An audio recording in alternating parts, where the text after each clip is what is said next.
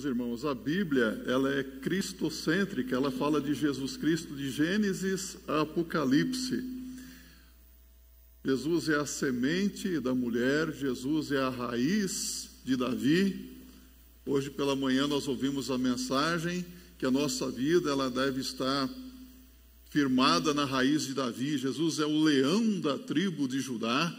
E quando olhamos para o Novo Testamento, Jesus diz: eu sou a porta, eu sou o bom pastor, eu sou a videira verdadeira, eu sou o caminho, eu sou a verdade, eu sou a vida, não é?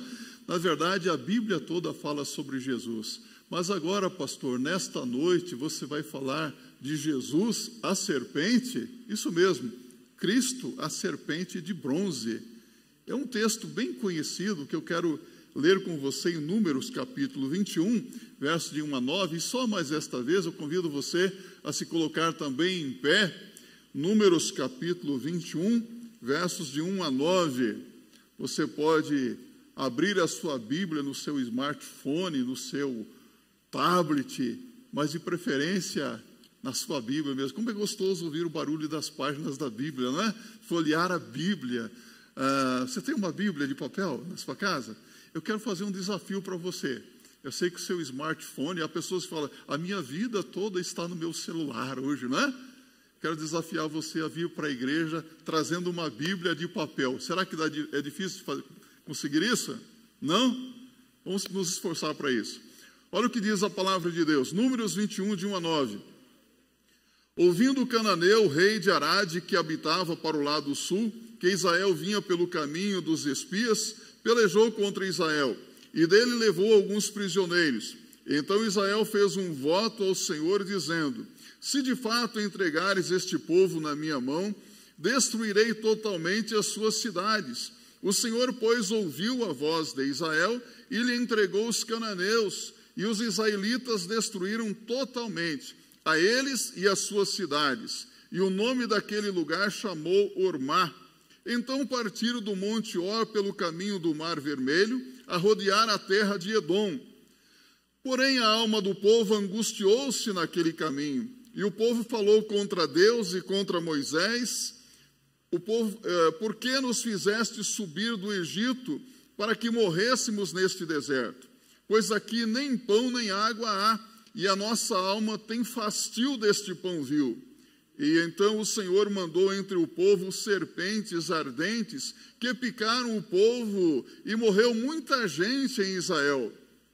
Por isso o povo veio a Moisés e disse: havemos pecado, porquanto temos falado contra o Senhor e contra ti.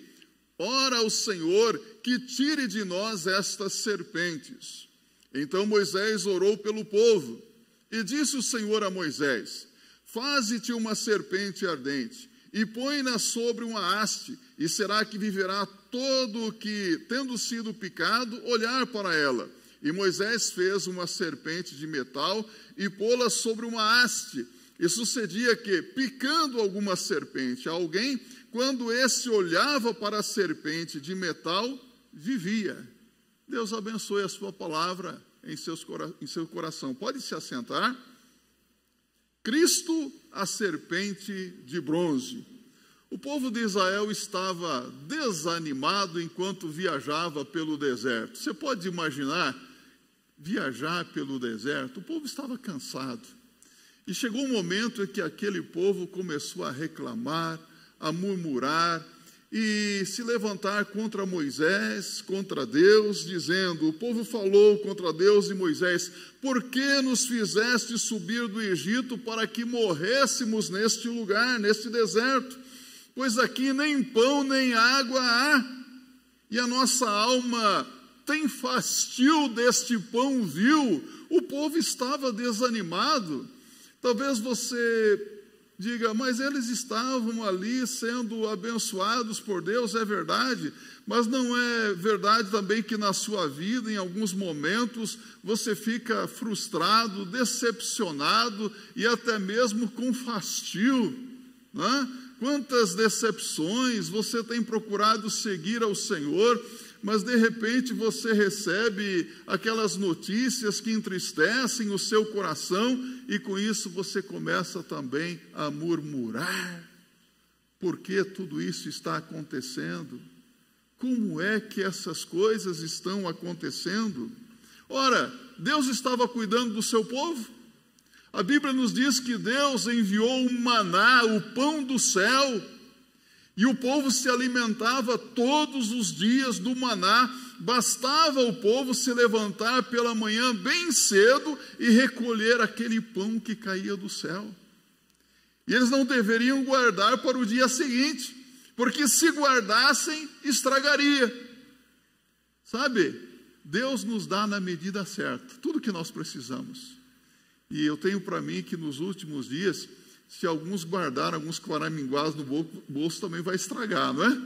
Não dá nem para guardar porque estraga. Então Deus nos dá na medida certa. Mas o povo disse: olha, nós estamos no deserto, por que nos trouxe para cá, aqui para morrermos nesse deserto? Aqui não tem água, não tem pão, e nós estamos fastiados desse pão vil. Sabe o que quer dizer pão vil? Pão inútil, que não serve para nada. Mas eles se alimentavam do pão e estavam sendo sustentados. O salmista, no Salmo 78, verso 25, chama o maná de pão dos anjos. Opa, não era qual pão vil, não. Era o pão dos anjos, o pão do céu, pão de Deus. Era um alimento especial. E além do mais, houve um momento que o povo resmungou, que estava cansado de pão e queria carne. O que é que Deus fez? Deus mandou codornizes. E eles comeram codornas no deserto, imagina isso. Eles não tinham água, mas se você observar bem, a Bíblia nos diz que havia uma rocha de onde jorrava água diariamente para saciar a sede de toda a nação e de todo o gado do povo israelita. Gado no deserto?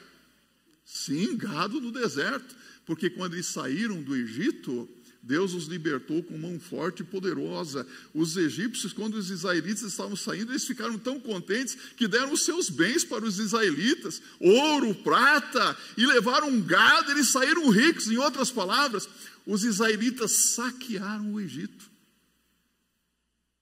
Eles estavam abastados, fartos, eles tinham muito. Deus abençoou aquele povo sobremaneira, mas o povo estava aqui num estado de murmuração, de desânimo. Isto nos mostra, meus irmãos, como a natureza humana é constantemente má. Como que nós nos levantamos contra Deus por causa da nossa pecaminosidade. Quando abrimos a Bíblia no livro de Gênesis, no capítulo 1, no verso 26, Deus disse: façamos o homem conforme a nossa imagem e semelhança. Não foi isso? Deus fez o homem com todo cuidado. Deus deu um valor todo especial ao homem. Alguém certa vez disse que Deus fez o homem e deu-lhe um valor tão grande, como se o Senhor tivesse feito um copo de ouro com a boca virada para cima, para receber as bênçãos de Deus e para que fosse usado como um instrumento de valor útil para ser uma bênção na vida de outros também. Mas o homem, na sua rebelião, virou o copo de cabeça para baixo. E um copo de cabeça para baixo se torna vazio, escuro e não pode ser utilizado. O homem é mau. A Bíblia diz em Romanos 8, verso 7, porque a inclinação da carne é inimizade contra Deus. O homem se levanta contra Deus, o homem se inclina para as coisas que ele quer fazer e não que é da vontade de Deus. O nosso coração é constantemente mau. A Bíblia diz em Romanos, abra sua Bíblia em Romanos capítulo 3, verso 9 e 10. Aqui Paulo pergunta: pois que somos nós mais excelentes? De maneira nenhuma, pois já dantes demonstramos que tanto judeus como gregos, todos estão debaixo do pecado, ou seja, todos são pecadores aos olhos de Deus. E Paulo diz: não há um justo, nem um sequer que faça o bem. Todos estão afastados de Deus. O coração do homem está contra Deus. É por isso que nós temos a tendência de reclamar, de murmurar, de se lamentar. Não é verdade que às vezes nas simples coisas nós reclamamos? Você está andando aí pela rua e de repente passa sobre um buraco, já se lembra do prefeito e já xinga o prefeito, né? E tal, a situação está difícil, está apertada, você já lembra do presidente da república, você lembra do senador que escondeu ali alguns reais dentro da cueca, né? De onde vem tanto dinheiro assim, eu não tenho dinheiro, e dá uma indignação e ficamos enfastiados também, não é? Ou é só eu que me sinto assim às vezes? Tantas coisas. O homem em pecado não é diferente do povo israelita, não. O homem pecador se levanta contra Deus, contra tudo o que é de Deus. É por isso que você vê tantas coisas acontecendo em nossos dias. As pessoas parecem que querem acabar com Jesus, não é? As pessoas querem acabar com aqueles que são de Jesus. Há um ódio contra Cristo, contra a igreja, contra aqueles que são de Jesus. Jesus disse: se odiaram a mim, também vos odiarão a vós, porque esse é o estado do homem natural, do homem sem Deus, constante rebelião contra Deus. Mas observe aqui o verso 6. Então o Senhor mandou entre o povo serpentes ardentes que picaram o povo, e morreu muita gente em Israel. O que é que Deus mandou entre o povo? Serpentes ardentes, cobras venenosas, que picou muita gente, e morreu muita gente em Israel. Deus mandou um castigo sobre aquele povo, por causa da murmuração, por causa da rebeldia. Romanos 6:23 diz o quê? O salário do pecado é a morte. Repita comigo. O salário do pecado é a morte. Você trabalha a semana inteira, o mês inteiro, e no final você recebe a recompensa do seu trabalho, que é o seu din-din. Caraminguadozinho, um dinheirinho, não é? Mas se você viver na prática do pecado, você receberá uma recompensa também. E essa recompensa é a morte.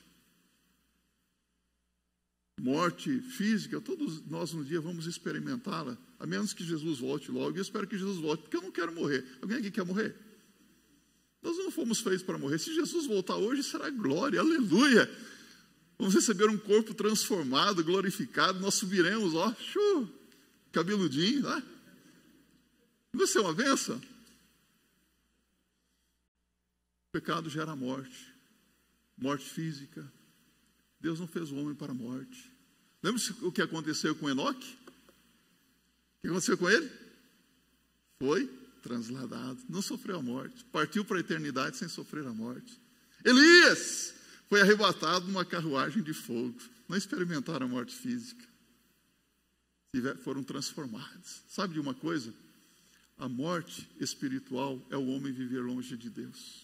Há pessoas que estão vivendo miseravelmente nas trevas do pecado, vazias de Deus. A vida não tem sentido, e elas ficam procurando a razão de viver em muitas coisas. Mas o mais terrível é a morte eterna, é a pessoa estar para sempre longe de Deus. É mais ou menos assim, não, é assim. Se você nasce uma vez, você morre 3 vezes, física, espiritual e eternamente. Se você nasce 2 vezes, você só morre uma vez, a morte física. Por isso que é bom ter Jesus na vida, no coração, não é? Isso é, se Jesus não voltar logo. Se Jesus voltar, não vamos nem morrer fisicamente. Amém, meus irmãos? Olha que bênção a palavra de Deus. Mas a Bíblia diz em Ezequiel 18, 4 e 20, a alma que pecar, essa também morrerá. Deus não toma o culpado por inocente. Há muitas pessoas que estão levando a vida na flauta. Não, eu fiz esse pecado, eu cometi esse outro pecado e não aconteceu nada. Não aconteceu nada. Tudo quanto o homem semear, isso também ceifará. O pecado traz sérias consequências. O pecado traz o juízo de Deus sobre as nossas vidas. Deus tenha misericórdia do homem pecador. Mas, meus irmãos, devemos nos lembrar aqui que Deus trouxe castigo, mas o nosso Deus que pune é também um Deus misericordioso. Você pode observar aqui o castigo e a misericórdia de Deus ao mesmo tempo. A punição e a graça de Deus. A Bíblia nos diz que Deus é justo. A alma que pecar, essa também morrerá. Deus não toma o culpado por inocente. Mas 1 de João 4,8, Deus é amor. Deus é misericordioso. Deus não quer punir ninguém. E aqui nós vemos o castigo de Deus e a salvação também sendo providenciada para aquele que deseja a salvação, para aquele que deseja a libertação do mal. Eu quero que vocês se lembrem ainda um pouco que esse povo aqui não tinha nenhuma razão para murmurar, para reclamar, para se levantar contra Deus. Assim como você hoje não tem nenhum motivo para viver desanimado, reclamando, lamentando da vida. O povo saiu da terra do Egito rico, abastado. E como é que eles saíram do Egito? Deus realizou prodígios, sinais, milagres, 10 pragas. O povo do Egito ficou assustado, arrasado. E o povo saiu marchando. Deus abriu o mar vermelho. Eles passaram a pé enxuto. Quando o exército de Faraó entrou no mar vermelho, aquelas paredes de água que se levantaram, elas se voltaram contra Faraó e o seu exército, e todos foram destruídos. E o povo passou a pé enxuto. Quando eles chegaram ali na região dos cananeus, os cananeus se levantaram contra eles, prenderam alguns deles, fizeram prisioneiros. E a Bíblia nos diz que os israelitas disseram: Senhor, se o Senhor nos entregar os cananeus, nós vamos destruir toda essa cidade e não vai restar ninguém. Deus os entregou na mão. E o que aconteceu? Aquele povo viu a bondade de Deus, Deus cuidando deles, bebia água fresquinha todo dia, comia o pão do céu, Deus supria as necessidades do povo e eles reclamando. E ainda mais, durante o dia, Deus mandava uma coluna de nuvens que pousava sobre o povo que estava ali marchando, para trazer sombra para eles. Durante o dia, o que acontece no deserto? Sol a pino, não é verdade? Calor, mas as nuvens traziam sombra, refrigério. E à noite, o que acontece com a temperatura no deserto? Cai abaixo de zero. Uma coluna de fogo à noite para iluminar o acampamento dos israelitas e para aquecê-los. Olha a bondade de Deus, meus irmãos. Eles tinham razão para reclamar. Talvez você olhe para a sua vida e fale assim: a minha vida está difícil, eu estou aqui peregrinando nesse mundo, são tantos problemas, são tantas dificuldades, mas eu pergunto para você, Deus tem ou não tem suprido as suas necessidades até hoje? Faltou pão? Faltou bebida? Faltou abrigo? Faltou o cuidado de Deus sobre a sua vida? Então, por que você não se torna um homem, uma mulher de acordo com a vontade de Deus? Em gratidão por tudo que Deus já tem feito na sua vida?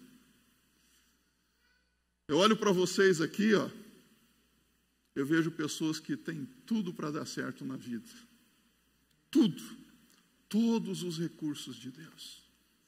Todos os recursos da palavra de Deus estão à nossa disposição. Mas ao invés disso, eles que presenciaram a Shekinah, a glória de Deus, eles se lamentaram, falaram contra Deus, falaram contra Moisés. Você já falou contra Deus alguma vez ou não? Você já falou contra servos de Deus? Interessante que Deus ouviu e, de repente, entre as pessoas deslizando, rastejando, surgiram cobras venenosas, peçonhentas, rastejando. Você pode imaginar isso? A pessoa entrava na tenda e lá estava aquela serpente lá se contorcendo, pronta para picar. Ia se deitar na cama e lá estavam as serpentes. Se levantava pela manhã para calçar a sandália, lá o sapato, uma serpente venenosa ali, pronta para picar. O povo ficou assustado. Aqui eu vejo a ira de Deus, mas também a graça de Deus. Nós não pensaríamos muito sobre esse incidente registrado aqui no livro de Números, se Jesus não tivesse mencionado esse episódio a um homem chamado Nicodemos, em João no capítulo 3. A Bíblia nos diz que Nicodemos, durante a noite, no cair da noite, ele procura Jesus. E sabe por que ele procura Jesus? Ele chega lá com um discurso dizendo: mestre, bem sabemos que tu és... mestre, bem sabemos que ninguém pode fazer os milagres que tu fazes se Deus não for com ele. Nicodemos, príncipe dos judeus, ele era membro do Sinédrio, uma pessoa muito influente, religioso, mas Jesus ouve Nicodemos e diz assim: necessário vos é nascer de novo. O quê? Necessário vos é nascer de novo. Parece uma palavra sem propósito, mas na verdade Nicodemos, embora fosse mestre, conhecesse muito bem o Pentateuco. O Pentateuco são os 5 primeiros livros da Bíblia, escrito por Moisés. Números é o 4º livro. Nicodemos não sabia como nascer de novo. Em outras palavras, Nicodemos não sabia como ser salvo. Então Jesus faz com que ele se lembre do que acontecera com o povo de Israel quando surgiram essas serpentes ardentes. E aqui eu quero lembrar para você: novo nascimento, segundo os teólogos, significa regeneração. A pessoa é regenerada. Não é aquele tipo de regeneração. O indivíduo fica 10, 20, 30 anos na prisão, pagou a sua dívida, agora está regenerado. Às vezes sai de lá, começa a matar, roubar, fazer a mesma coisa, não é? Uma regeneração, uma vida transformada, mudada, modificada pelo poder de Deus. Nicodemos já deveria ter entendido, já que ele havia memorizado todos os 5 livros de Moisés e conhecia muito bem essa passagem, ele deveria ter entendido como se nasce de novo. Ele deveria saber como ser salvo. Não é verdade que há pessoas que conhecem muito bem a Bíblia, já folhearam a Bíblia de capa a capa, mas até hoje não sabem como ser salvo? Você pergunta: você já nasceu de novo? Você já tem certeza da sua salvação? E a resposta diz: não, eu não sei, como é que pode ser isso? Está na Bíblia. A Bíblia nos diz como ser salvo. Então Nicodemos tinha memorizado bastante tudo isso. Então Jesus contou essa história, mostrando que o pecador, para ser salvo, precisa olhar. Olha só. Jesus diz aqui em João 3, verso 14, 15 e 16. Pode folhear sua Bíblia agora para o Novo Testamento? Nessa conversa de Jesus com Nicodemos, Jesus diz assim para Nicodemos: e como Moisés levantou a serpente no deserto, assim importa que o Filho do Homem seja levantado, para que todo aquele que nele crê não pereça, mas tenha vida eterna. Porque Deus amou o mundo de tal maneira que deu o seu Filho unigênito, para que todo aquele que nele crê não pereça, mas tenha vida eterna. Veja o que Jesus diz aqui: e como Moisés levantou a serpente no deserto. Vemos aqui primeiramente essas serpentes ardentes. Por causa do pecado surgiram serpentes ardentes. Não é isso que diz a Bíblia? Foi por causa do pecado. E sabe, um teólogo chamado Dr. Criswell disse: estas serpentes são uma ilustração usada por nosso Senhor, o Jesus Cristo, da depravação universal da humanidade. As serpentes estavam em todos os lugares, não é verdade? Esta natureza pecaminosa hoje está no coração do homem, está no seu lar, está na sua casa, está no seu ambiente de trabalho. Você vê o pecado em todos os lugares, e o pecado mata, o pecado fere, o pecado traz sofrimento. A palavra de Deus nos diz que quando essas serpentes picavam, elas eram chamadas de serpentes o quê? Ardentes. Sabe por quê? Quando a pessoa é picada por uma serpente, essa pessoa sentiu uma dor terrível. Alguém aqui já foi picado por um animal peçonhento alguma vez aqui? 1, 2, 3. Você sabe o que acontece? A picada dói muito. E a pessoa começa a sentir uma febre terrível. Uma febre abrasadora. O corpo queima. O corpo da pessoa começava a queimar. E o sofrimento era tão grande, a febre era tão alta que a pessoa entrava em convulsão e morria.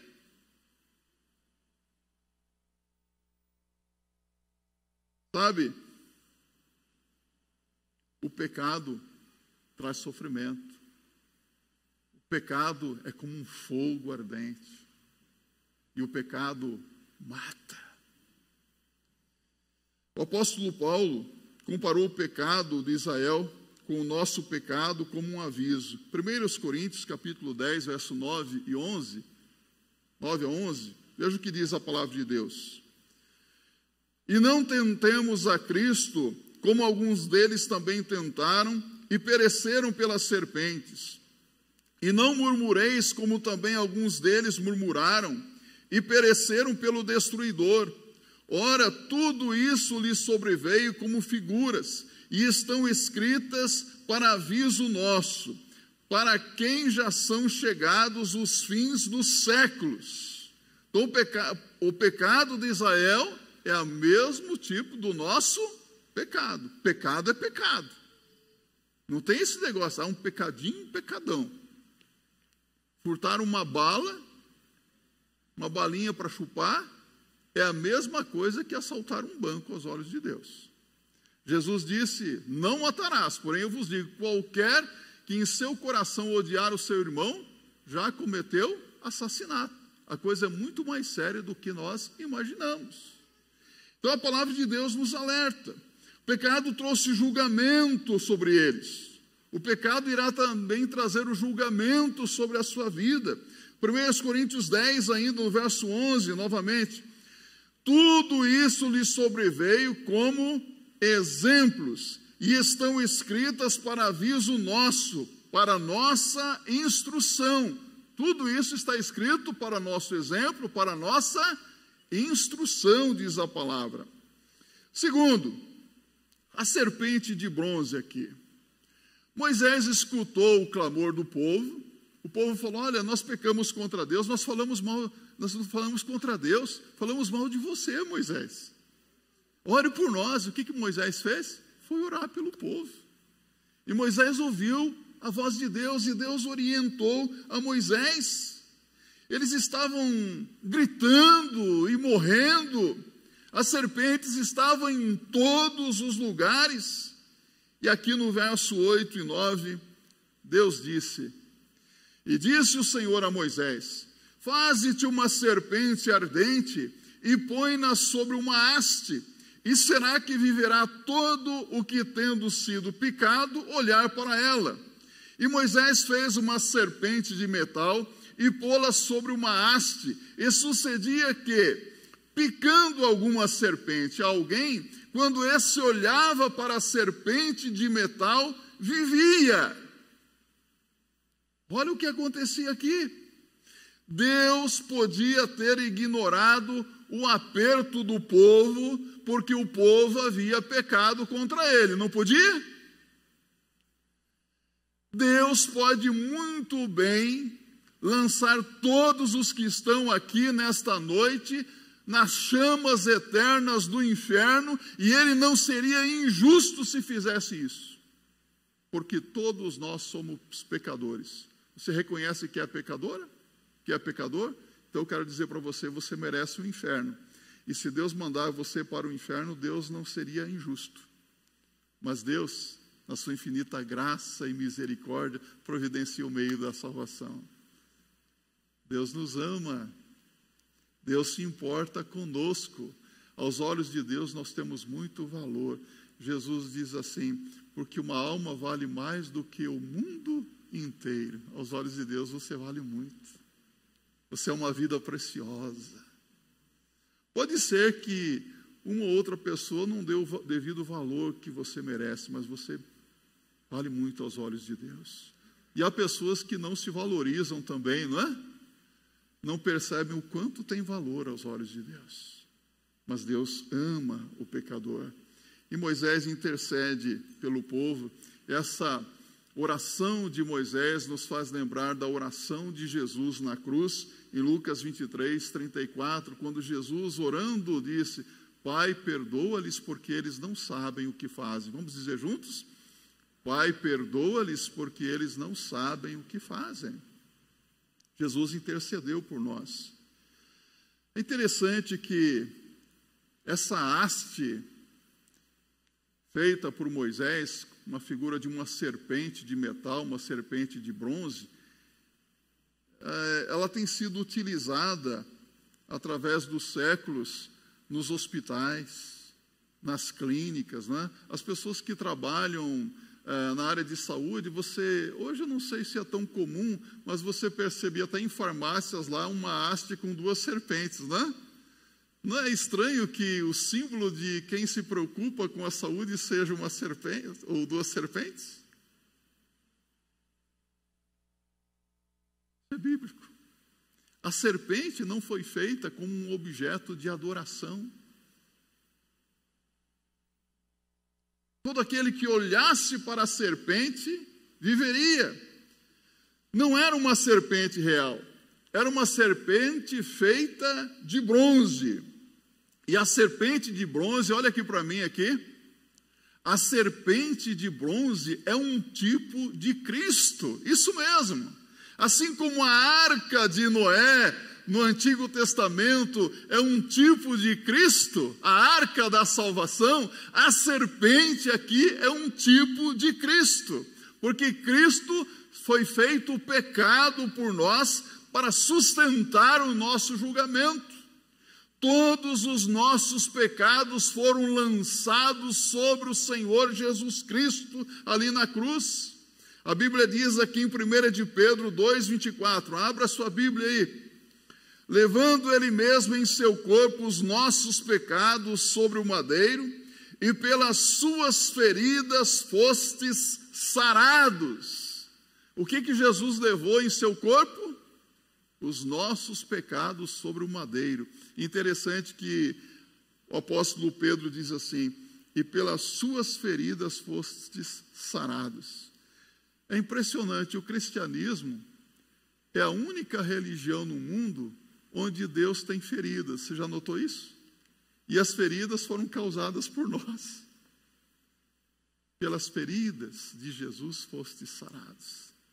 Jesus sofreu na cruz por nós. Você consegue imaginar o sofrimento de Jesus ali na cruz do Calvário? Sua cabeça, uma pesada coroa de espinhos. Nas suas mãos, pesados cravos perfurando as suas mãos. Esses dias eu estava lá com um irmão na academia, ele falou, estenda a sua mão, pastor, aqui. Ó. E quando eu fiquei assim, rapaz, esse negócio aqui cansa. Eu imaginei Jesus na cruz, com pesados cravos nas mãos, os seus pés rasgados, uma lança perfurando o seu lado, feridas de Jesus. Cabeça ferida, as mãos feridas, os pés feridos, o corpo ferido por chicotadas que arrancavam não somente a pele, mas a carne. Pelas suas feridas fostes sarados. Assim como Moisés levantou a serpente no deserto, importa que o Filho do Homem seja levantado. Jesus foi levantado ali naquela cruz de horror e ele carregou os meus, os teus pecados. Caíram sobre o Senhor Jesus Cristo.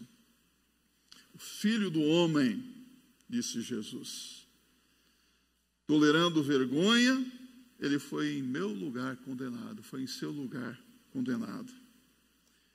Veja o verso 14 e 15 mais uma vez.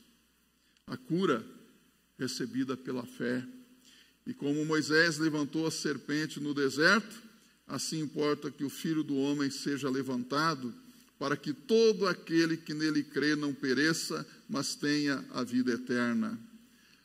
Interessante que essa serpente não foi levantada em um lugar qualquer, não foi levantada num lugar escondido, mas no lugar central do acampamento, num lugar bem visível, para que todos pudessem ver. Aquele que passasse por ali podia olhar para a serpente, aquele que fosse picado por uma cobra peçonhenta, se olhasse, viveria. Aquele que estava morrendo em convulsão, se olhasse para aquela serpente de bronze, viveria. Bastava olhar, ele podia olhar. Um homem quase morto podia olhar. Eles eram salvos por olhar para a serpente de bronze. Sabe como que o homem é salvo hoje? Por olhar para Jesus Cristo. Ao menos que nós cantamos agora há pouco aqui, não é? Ó, olhai, pois e vivei. Olhar para Cristo.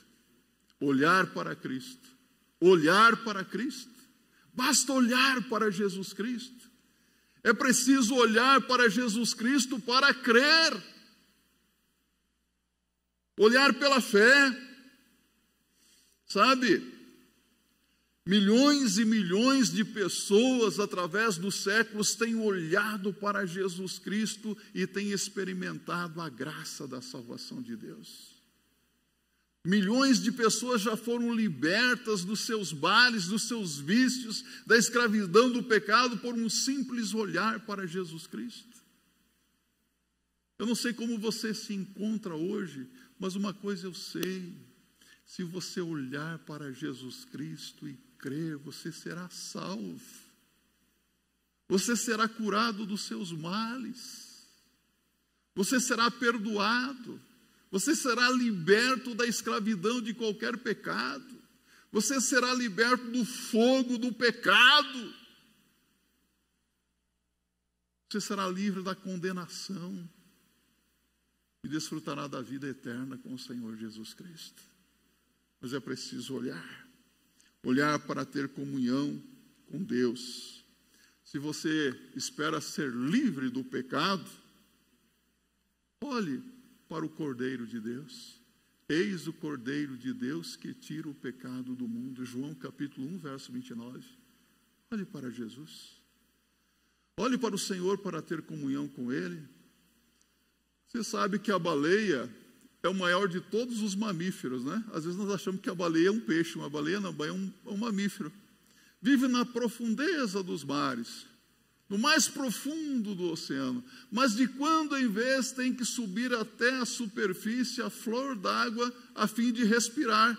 Se não fizer isso, morre. Todos nós necessitamos também subir à superfície, ou seja, necessitamos de comunhão com Deus. Respirar na presença de Deus. Nós necessitamos subir e olhar para Jesus para ter comunhão com Deus. Compreende isso? Precisamos dessa comunhão com o Senhor, senão nós morreremos. Aos pecadores que morriam nos dias de Moisés, não lhes custava nada olhar para aquela haste. Hoje não custa nada para o homem olhar para Jesus Cristo.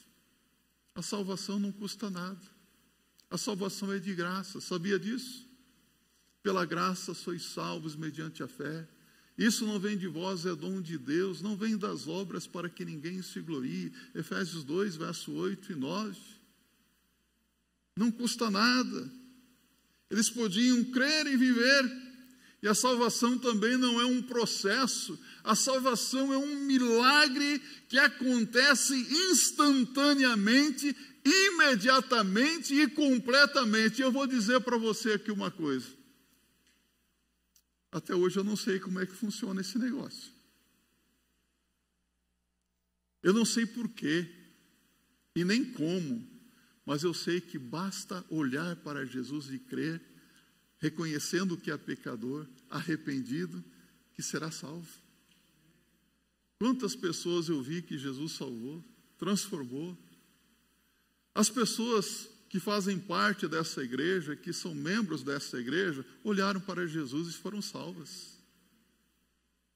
Se você quiser ser salvo, basta olhar para Jesus. Render-se ao Senhor Jesus Cristo. Lembrei-me daquele ladrão que morria ao lado de Jesus, chamado de o ladrão arrependido, né? O que ele podia fazer naquela cruz? Ele estava crucificado, não é? Mas ele podia olhar para o Senhor, não podia?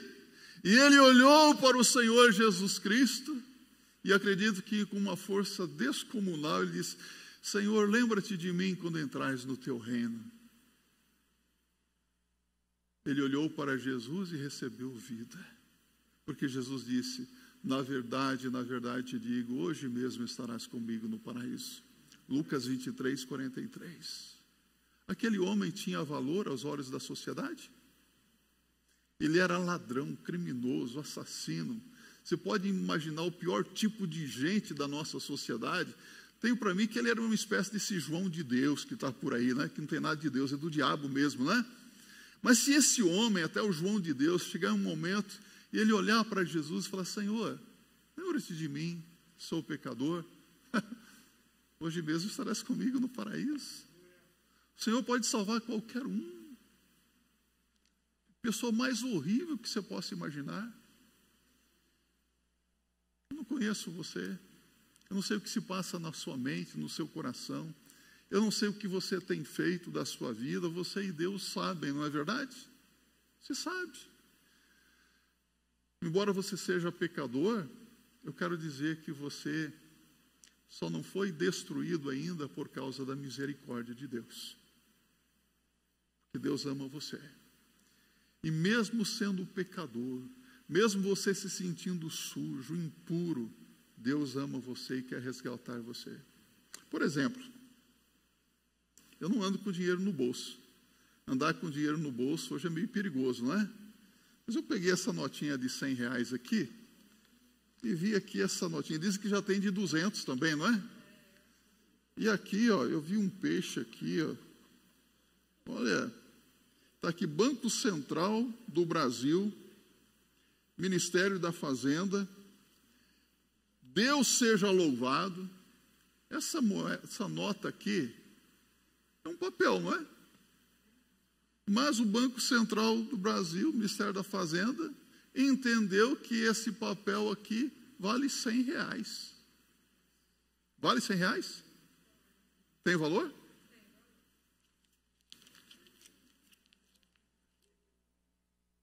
Continua tendo valor? Está tudo amassado.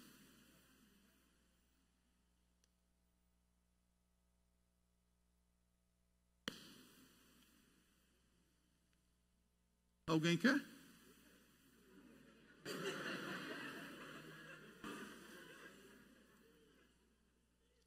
Deixa eu dizer para você aqui. Essa nota já passou pelas mãos de muitas pessoas, provavelmente. Todo tipo de pessoa. Essa nota pode ter algumas manchas, está amassada, machucada, pisada, mas tem valor. Olha aqui para mim. Talvez essa seja a sua situação, mas você tem valor. Deus ama você.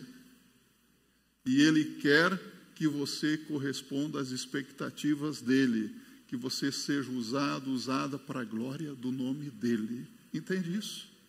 Por isso que você precisa olhar para Jesus. Olhar e viver. E essa nota aqui, fica aqui. Amém? Vamos louvar ao Senhor? Espero que o Espírito Santo de Deus fale ao seu coração. Continue usando essa mensagem para lhe despertar, para olhar para Jesus e viver uma vida feliz, abençoada. Se coloque em pé, vamos louvar ao nosso Deus. Vamos cantar com alegria, agradecendo ao Senhor por providenciar a salvação maravilhosa, não é? Dando Jesus para morrer na cruz em nosso lugar e ressuscitar para o perdão dos nossos pecados, para nos dar vida eterna.